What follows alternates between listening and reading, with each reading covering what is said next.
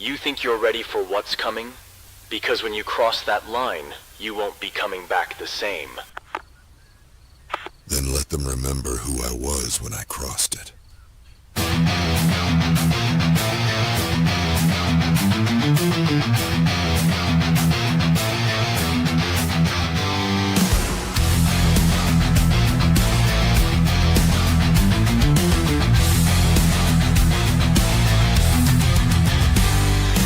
System failed, I broke the mold.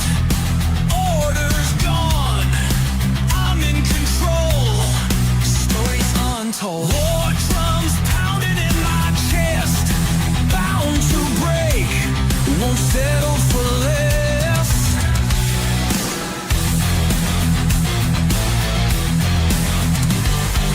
Broken chains lie at my feet. Every fall, every loss, solid concrete.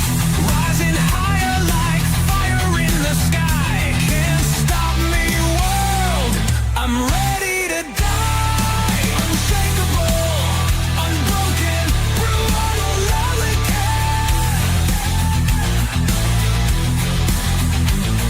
Unshakable, unbroken, brutal, lonely cat.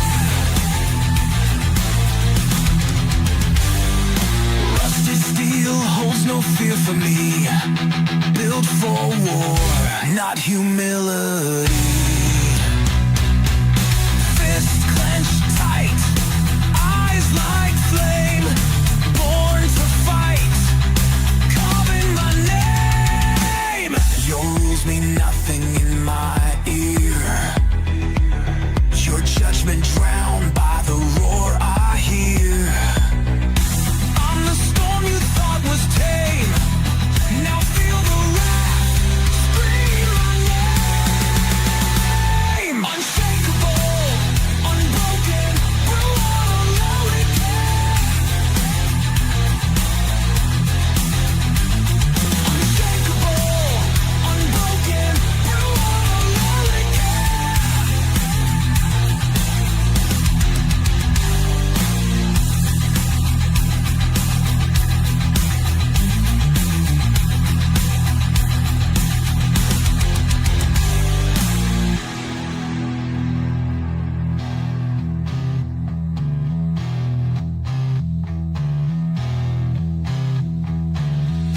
I don't break, I detonate. Every line you draw, I'll violate. Tried to cage me, now you run. Too late to beg, I'm not done. Unshakable, unbroken, brutal, lonely cat. Unshakable, unbroken, brutal, lonely cat.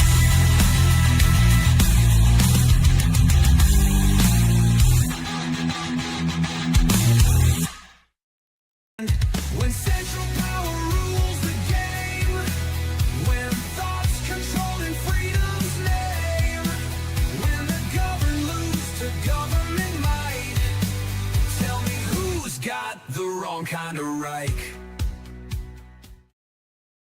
Good morning, everyone, and happy Monday. Hopefully the microphone is working. Guys, give me a 5x5. That would be super duper pooper scooper. Bradley.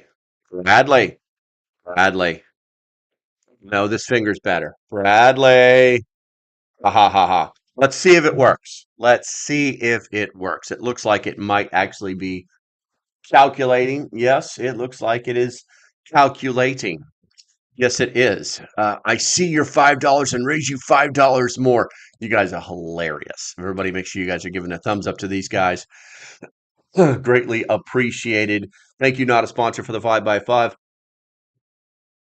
Oh, that is so good. That is so good. No real admin remarks today, so we will get right into it. And if you guys, Bradley's like, present. Are you happy, Bradley? Are you happy? I did it for you. Okay, so there was a little bit of controversy in the chat about 15 hours ago. How does How do we do this for 15 hours? Anyway, um, I've told you before that YouTube will mess with the messages when the everything is in kind of like the hey, this thing's going live mode. And so I always try to stay on top of that. Obviously, it requires work on my side, but I think it's worth it. And so to get it right, first, Bradley Pilgrim. First, alrighty then. Ooh, and Teresa Buchanan, you are deterred. There was some conversation about that. Nothing really crazy, but it's always cool to see you, Rose. I'll hold it $5. You guys are hilarious. Is the tickler working? Is the tickler working? I think it is. I think it is.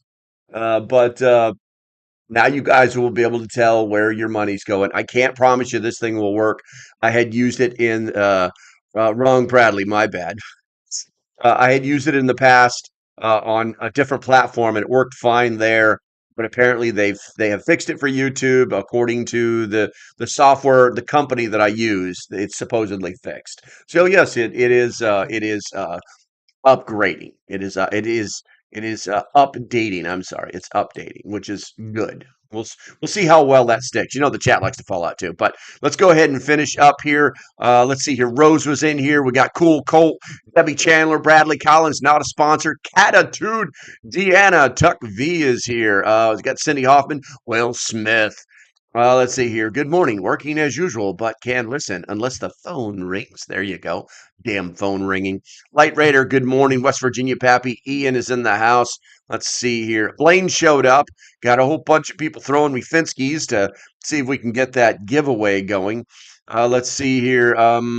Second live. And Oops showed up with his known period. And thank you for showing up. Oops. I shall now drop out of live to top chat and into live chat.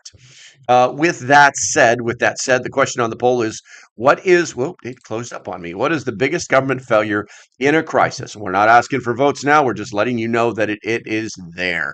60% say slow response and bureaucracy. 30% say fragile supply chain resilience or reliance, and 10% say overwhelmed law enforcement. 0% say inadequate water distribution. All right, dynamite. So we covered it. I think we've covered all that. Tucson Prepper, good morning, my friend. I think we've covered all of our bases. I'm going to close all this stuff out here on my computer that I don't need anymore because I just have like certain things I have to talk about for you guys. So with all that said, you probably figured out by the thumbnail and the video description and title what we're talking about today. If not, you're in for it. You are so in for it. So the thesis of this live stream is that government won't protect you in the next crisis. Hopefully you are not. We have some people in the live stream that I personally know have lived through some crazy ass stuff that the government may or may not have or supposedly tried to help them with, but only they know. Only they know. All right, so let's see here. Now that everything is up and running, all the gauges are green, time for takeoff. Let's go ahead and push some buttons here. So when a major crisis strikes, many people they cling to the hope that government agencies will swiftly restore order. Society has been conditioned to trust that robust emergency plans exist with aid readily available. Now, during a large scale disaster, government response capabilities often falter significantly. Historical evidence repeatedly demonstrates that in a true SHTF scenario, individuals are largely left to their own devices. Now, self-reliance is not merely an opportunity or an option. It's not merely an option, but a critical necessity. As a former U.S. president once remarked, the phrase, "I'm here from the government and I'm here to help," can inspire more fear than comfort. Now, with all that said, as usual, guys, this is an educational channel, so I break things down for you in little segments, and then we're actually going to do some remediation afterwards. That's right, there will be a test after this live stream. What if there were tests? Do you want tests? Should I give you guys tests? Thank you, Bradley. Biggest government issue in crisis. If they don't create it, then it isn't worth relying on them. Chaotic at best. Yes, it's normally, unfortunately, there's much theory, much tinfoil hat theory around creating crisis so that they can solve the problem. We're from the government and we're here to help you. What the heck was that? Oh, that's just me. That's just my phone telling me to go. Oh my God, did notifications go out, guys? Holy shnikey, notifications only 12 minutes late. That's kind of a record. That's kind of a record. But yeah, unfortunately, Bradley, you're right. The government has a tendency to, unfortunately, create some of these problems and then like swoop in like the saviors. But it's all really basically a show. It's a show. If you don't know my opinion on FEMA just yet, they're simply a brokerage. They're a holding house for government funds to give to people when things go bad. If they do show up, it's they're not there to pass out bottles of water and MREs and tell you everything's they're not there to rub your little head and tell you everything's going to be okay. So let's see here. If they had a good solution, they probably planned the problem. Rose also says, what I hope the government to do is protect me from them. That's interesting. Hoping that the government will protect you from the government. I don't think that's constitutional, but we're going to get into it. So the very first thing is the facade, okay, the facade of government readiness. Now, excuse me, government agencies frequently project an image of preparedness through uh, um, publicized drills, press releases, and a display of authority. Now, these efforts aim to convince the public that contingencies exists for everything from natural disasters and pandemics. People literally think there's a filing cabinet someplace that says North Carolina, flood, storm. Oh, yes, flood. Here's our plan. Here's our plan, guys. Here's our plan. We have a plan for this. It doesn't exist. It doesn't exist. It's very fluid. I've actually seen the response uh, glist at the government and state levels. It's pretty useless. Now, this image of readiness often crumbles after the pressure of a real crisis. Bureaucratic systems characterized by slow decision making and layers of red tape struggle to act swiftly. In emergencies, delays can be deadly. Governments are simply not equipped to manage the widespread chaos of a national or global catastrophe. Recent disasters, such as hurricanes, hint, hint, have exposed this, with funds and support often diverted to international priorities while affected citizens are left pleading for help. Oh my God. I can tell you guys, there's 25 people in here, and you guys are listening intensely. And I know this because you're not putting anything in the chat. If you're new to the channel, the way we do this is I talk about stuff, you write about stuff, I talk about the stuff that you wrote. It makes for more of a human conversation instead of me just blurting stuff out. You're just in the classroom sitting there and you never raise your hand. So let's not be like that. With that said, I'm going to go ahead and move on to the next subject because there's nothing in the chat. The next thing we're going to talk about is the vulnerability of supply chains. We should all know about this one. Yes, indeed. So modern supply chains are reliant on what we call a just-in-time delivery. They keep societies functioning under normal conditions, but are highly susceptible to disruption. Stores stock limited inventory, expecting regular restocking, or we all expect regular restocking. And when the crisis hits, whether due to panic buying, worker strikes, or natural disaster, shelves empty within hours. Now, restocking becomes a logistical challenge as roads may be blocked by debris or flooding. fuel shortages, haul trucks, and ports or airports operate at reduced capacity. Now, governments do not maintain vast reserves of supplies and rely on the same fragile infrastructure as private industries.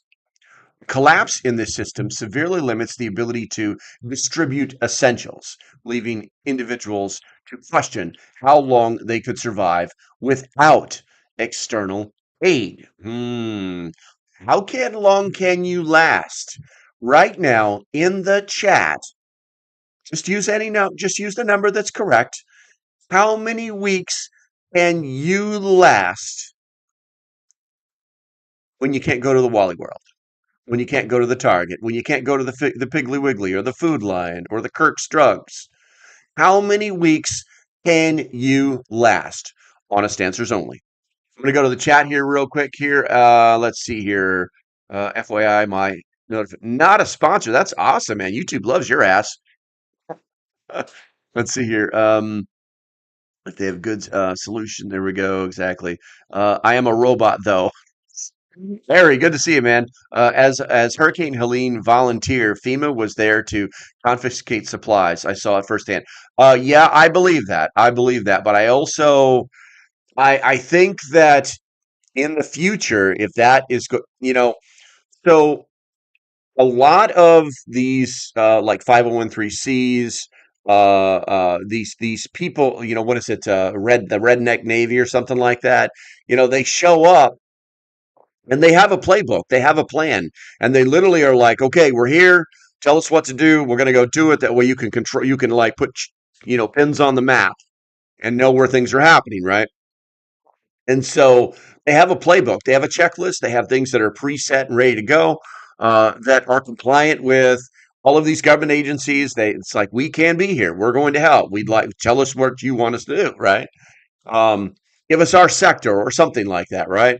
And what with those presets and playbooks that these organizations develop, they're paying attention to what's happening. So I can guarantee that there's going to be another little line added to their SOP that says, do not let them see supplies, or do not let the government inspect your areas, or do not let them take your stuff. You know what I'm saying? And I'm positive because I've seen some of these organizations that are 501(c)(3)s, and they're all packing.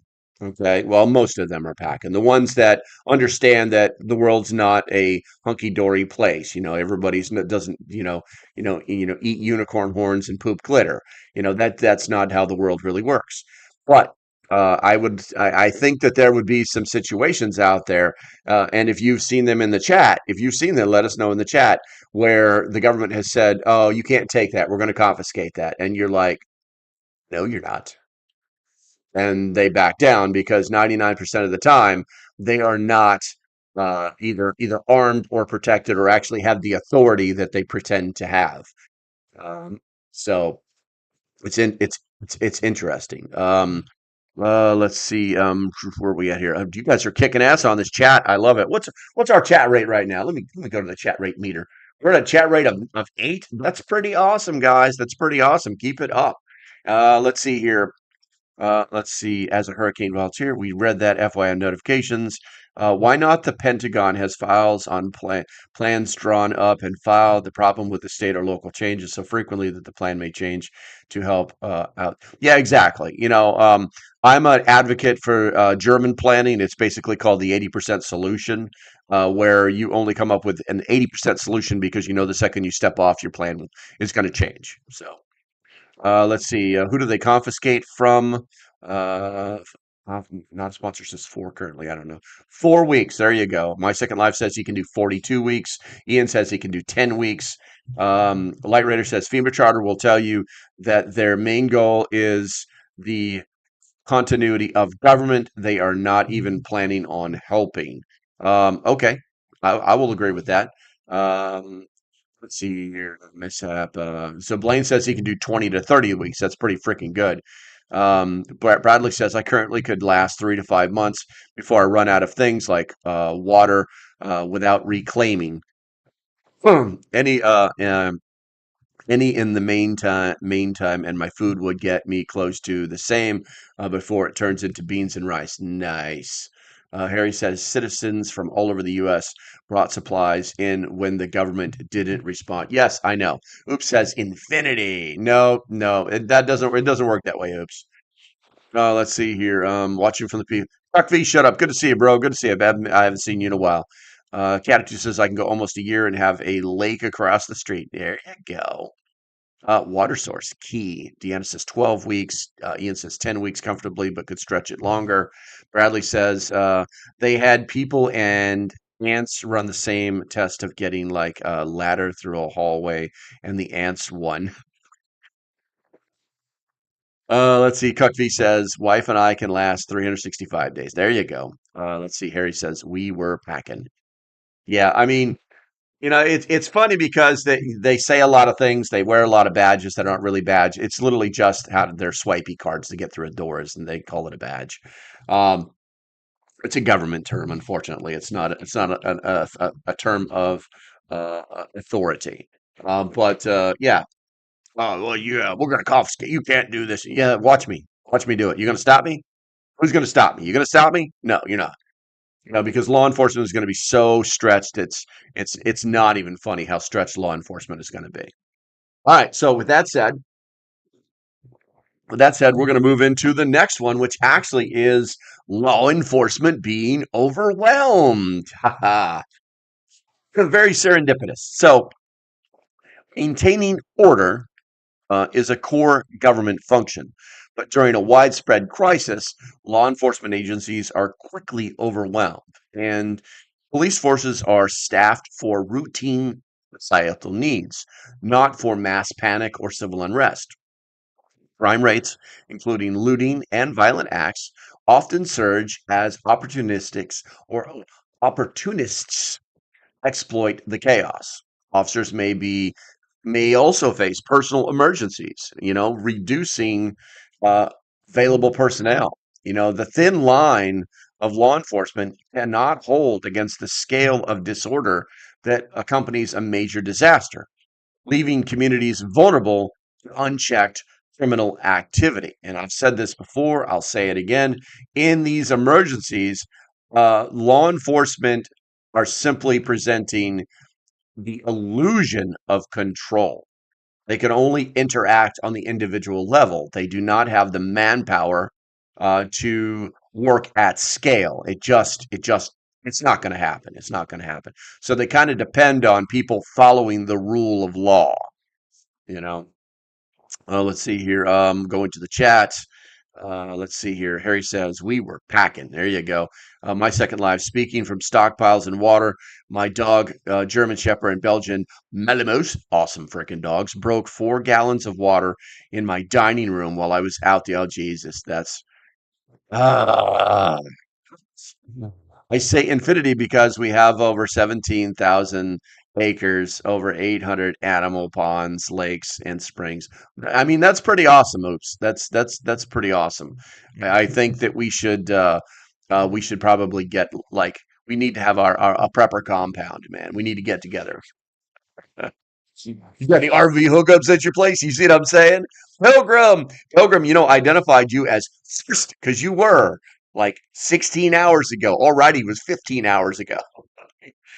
But yeah, I mean, mm, interesting, interesting. Speaking of all that water, ironically, the next thing we're going to talk about is water, the forgotten necessity. Everybody like, oh, I'm gonna stick cans on the wall, and yeah, we're gonna stack them to the ceiling, and they don't get any water.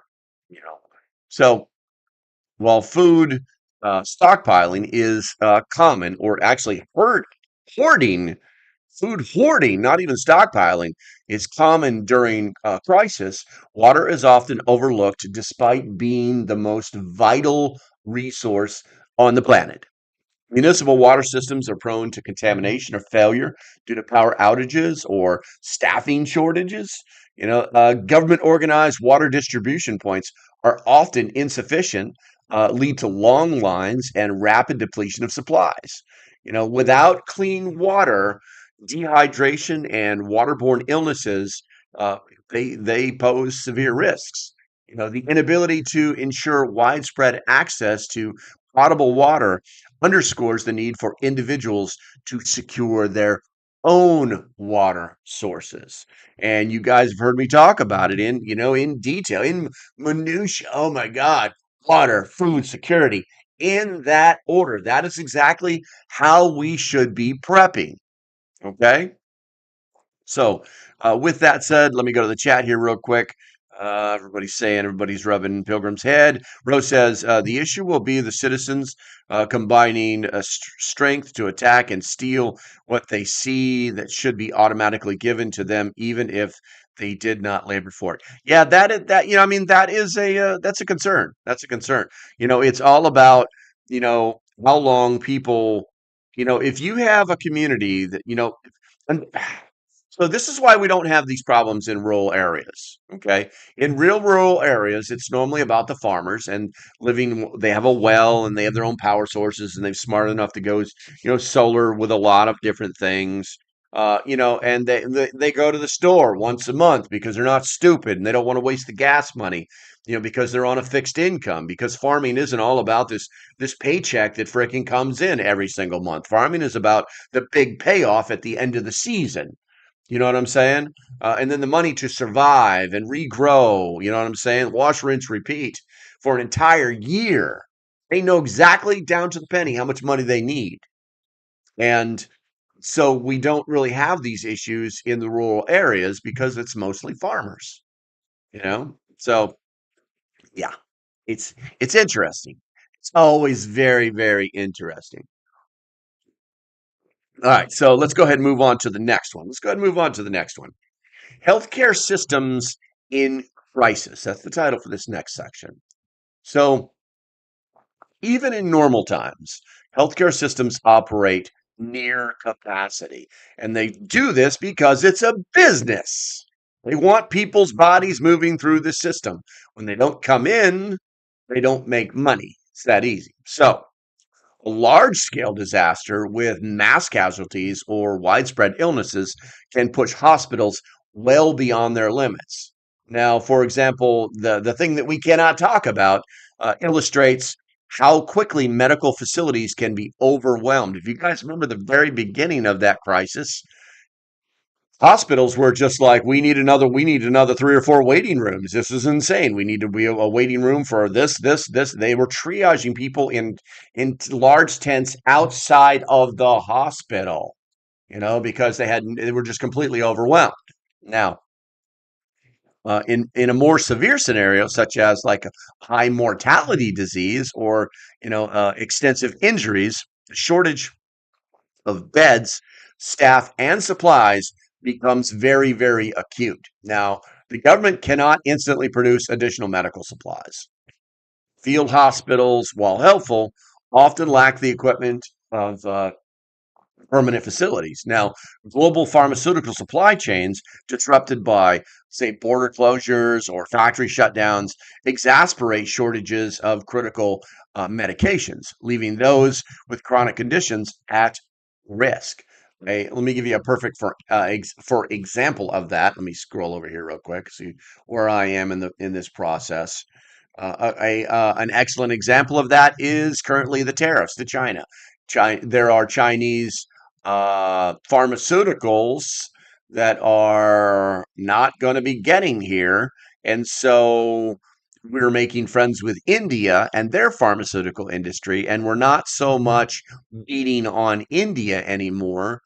Because the India has a thriving pharmaceutical industry that Americans don't. That America's FDA has decided to smack them in the pee-pee every time some of their stuff shows up the market because it's not controlled. And now those rules are kind of changing. I think we're going to start seeing more of these medications, of these pharmaceuticals that are generic that will be coming out of our new trade partner, India. Right now, India is looking. They're the number one deal that is on the board. They're the number one deal that is on the board right now. So just FYI, just FYI. Waiting room for the waiting room. There you go. Where are we at here? Milk check comes every 2 weeks for dairy farmers. Oh, that's cool. That's cool. Waiting room for the waiting room. Hospitals across the country on a normal day are on average 80% occupancy. Control. Yeah, it's always I can't say on control on before they can control. It's always amazed me, and I actually did this one time, and I'm not saying it's going to be like this every single time. What I'm telling you is that sometimes the lack of beds is bull. It's total bull. Um, you know what? I'm not even going to go down. I'm just going to tell you that sometimes they say they can't find a bed. Um, it's because they ain't looking hard enough. We'll just say that. We'll just say that. I know there are things like you got to have a certain amount of nurses for a certain amount of beds, and you know, I get it. I get it. But I've seen where there's been a single doctor assigned to an entire ward, okay, on a daily basis in a hospital. So not buying it. Not buying it. All right, and I know I've got a lot of nurses in here, so yeah, you guys know what I'm talking about. You guys know what I'm talking about. All right, so looks like we've just reached the halfway point as usual, guys. If you love your country, if you love your country, I'm doing the Joe Biden right now. If you love your country, put a one on the chat. Erica, I'm going to drink some coffee. I'm going to talk some smack. I'm going to read you some stuff because this is an educational channel. And yes, of course, I'm going to pay the bills. All right, guys. I had some stuff to read you from Refuge Medical. Why do I keep going back to Refuge Medical? Because they're the best company. They're the best company that I deal with. Not a joke. Not a joke. And I'm seeing where you people are actually buying their products, which is really, really smart because of the deals that they have going on right now. Um, where's my email? I had an email from them that I wanted to talk to you guys briefly about. Briefly about what is this? Is this it? They're actually offering trainer services now. If you want to take their course now, obviously you've got to be close by, but they're offering the trainer exclusive workshop May 18th to the 19th. It's an all day thing for 2 days straight. And this is a rare chance to take and learn how to teach the responder one, responder two, and responder three class back in your community. So if you had a prepper community or you have just a community in general and you want to teach these courses, they're actually going to teach you how to do this. This is what in the military we call this a train the trainer course. And the idea is that they teach you all this magical stuff, right? And then you can go back and teach it down in the next steps down. Teach it to your community. You know what I'm saying? And it's I think they're actually offering a way for you to do it now and pay for it later. Is what it looks like. Investing in a high quality gear hit the bank pretty hard. That's why they're offering flexible payment options right now on the site. So now you guys can actually do flex payments for some of their gear and their training and so on. They are taking PayPal and they are now taking Affirm. And these are special financing, 0% interest. Not a joke. I'm looking at it right now. So I mean, it's just unbelievable. It's just unbelievable stuff, guys. The and obviously they're still doing their April exclusive. And if you spend $299, don't forget to use my code so you can save some money. You get the free boogie kit. You might want to look that up. You get the remote responder virtual workshop. You get 20% off your next purchase. It's a coupon that never expires. And let's see here. No, this is old. That's it. That's it. There are 140 plus lives saved. Everything is done in the United States, and they are FSA and HSA eligible. If you're interested and you want to write this phone number down, you can either email them or you can call them and tell them I sent you. And the phone number is 918-817-9264. I'm literally reading this right off of the email. I had no intention of doing that, but I thought it was a good idea. All right, I think that's going to be it. Let's go ahead and go back to, you know what? Let's see if the chat button, the actual chat button works. Let me find this out. All right, so it looks like it's not populating properly, but guys, I'm gonna 5 by 5 or something like that, and then we'll get this chat rolling here. Let's see. I need to go over. I need to go over here a little bit. There we go. All right. So the next thing that we need to talk about is threat to social breakdown. Now, social order is fragile and easily disrupted during crisis. Fear, scarcity, and uncertainty can fuel tensions, leading to riots, protests, and community conflicts. A psychological toll of of a disaster can erode societal norms, driving individuals to desperate measures. When survival feels at stake, the thin veneer of civilization can quickly dissolve. Creating environments where personal safety is no longer guaranteed. And I'm working on a video that hopefully I'll be able to either finish or release today that are going to basically be talking about the three most important things to think about during the probably the next 30 days. The next 30 days, but we'll get there. We'll get there, guys. Looking at the chat, we got the 5 by 5s. Looks like my comms are good. Jim, welcome to the channel. I don't, I don't, I don't recognize you, dude. Thank you for hanging out. Make sure you hit that subscribe button. Let's see here. Did you know they're going to make the move on 1 second app? Oh, the movie. Yes, I heard about that yesterday. I want to say it was either Cindy or Rose that told me about that in the members only Discord. Very excited to see what that's about. Hopefully they do it justice. I mean, a book like that, it's like everybody's always like the book is better. You know what I'm saying? But I think that if they just kind of pay attention to the principles of it, there could be if it does well, there could easily be a series because there's the whole book series. You know what I'm saying? But yes, I had heard about that, and we talked about that briefly in the members only Discord. If you guys are interested in that, you're not a member of the members only. If you're not a member of the members program, there's a link in the description. You might want to check it out. It's basically $4.99, and you get everything. You get everything. All right. They start filming in September. That is freaking awesome. That is awesome. Did the jet just go wacko? Something just happened. Let's see here. Brad is the only one here. Jim, I've heard rumors of that. There we go. There we go. All right. As of oops, I'm here too. There you go. Okay, cool. All right. So yeah, I'm not sure what that's about, but America. America. And thanks for the post, dude. Appreciate you. Let's see here. So the next thing we're going to talk about is um, Hurricane Katrina, and uh, basically it's a lesson in failure. Now, in 2005, Hurricane Katrina disaster served as a stark example to systemic government shortcomings. Despite warnings, evacuation plans were inadequate, leaving thousands of New Orleans residents stranded due to limited resources. After the hurricane, you know, uh, failed levees, flooded the city, paralyzing emergency services. Designated shelters became chaotic, with shortages of food, water, and medical care.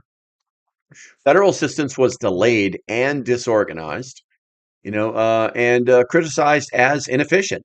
Now, looting surged, and overwhelmed police forces saw some officers abandon their posts or engage in misconduct themselves. Now, Katrina revealed the catastrophic potential of government failure, leaving citizens to fend for themselves. And if you experienced Katrina, I'm very sorry. I simply watched it on my TV. Kind of a better you than me thing, but I think it almost makes me feel bad to say things like my heart goes out to you, but it does. But I'm glad I didn't have to experience it. Now, let's see here. Oops says, all I saw in Katrina was intentional and created depopulation. That's a possibility, but it didn't really work. It wiped out a lot of houses, but pretty much everybody who's lived there kind of went back. So, and the death toll was pretty high, but it wasn't. I don't think it would be as high as our overlords would like it to be. I think the human resilience kind of shines through in bad situations. But the next thing we're going to talk about is the necessity for self-reliance. Now, past disasters emphasize that relying on government aid during a crisis is unreliable. Self-reliance is not about distrust, but about recognizing the practical limits of large institutions in emergencies.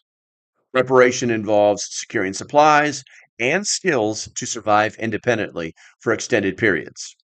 This approach is not rooted in fear, but is responsible foresight to protect oneself and loved ones when systems fail. Interesting thought. Katrina woke me up. The government ain't coming to help. That's the truth. And when they do show up, it's never enough. It's never enough. All right, so let's go ahead. Let me check. Let's see what we got left here. We're getting. Oh, there we go. We're getting ready to be kind of like in the middle, but this live stream is going to go a little longer than expected, so it is what it is. All right. So with that said, let's talk about the mental dimension. And physical preparation is only one part of surviving a crisis. Mental and emotional resilience are equally vital. Right? Disasters are traumatic, and uh, clear-headed decision making is going to be essential. Staying calm through stress reduction techniques, remaining adaptable to changing circumstances, and maintaining morale within a household can significantly enhance coping abilities. Psychological preparedness strengthens overall readiness. And there are a myriad of ways that we can prepare ourselves mentally for the rigors of a crisis. And that is definitely for another video. That is for sure. That is for sure. Keeper. Minority reporter. That's a lot of water. That's a lot of To prepare for an SHTF scenario, individuals must take proactive steps